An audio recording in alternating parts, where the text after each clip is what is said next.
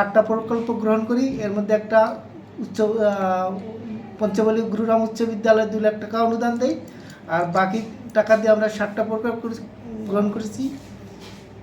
4টা কাজ আমাদের শেষ, 3টা কাজ চলমান এবং এই কাজের মাধ্যমে আমরা ইউনিয়ন পরিষদের যে কাজ করি শাখা রাস্তাগুলি জনগণ উপভোগী, কিন্তু যে বরাদ্দ দেয় এই বরাদ্দের পাশে আরও কিছু যদি গভর্নমেন্ট সহযোগিতা করে এবং বরাদ্দ পরিমাণ বাড়ায় তাহলে আমাদের ইউনিয়নগুলি, অবহেলিত ইউনিয়নগুলি আরেকটু সবলিত হবে।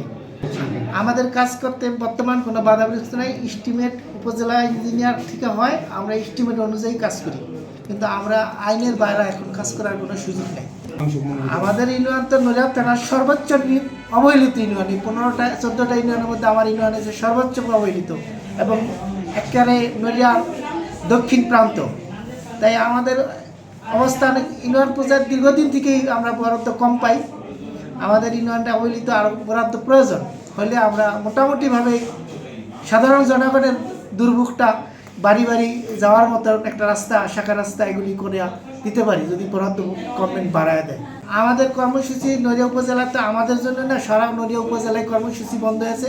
কর্মসূচি বন্ধ হওয়াতে অন্য উপজেলা থেকে আমাদের উন্নয়নটা খুবই কম, কারণ আমাদের উন্নয়ন কর্মসূচিটাই ছিল আমাদের প্রধান একটা বরাদ্দ বড় ধরনের। সেই বরাদ্দটা বন্ধ হওয়া নিয়ে আমাদের অনেক ক্ষতি ইউনিয়ন পর্যায়ে।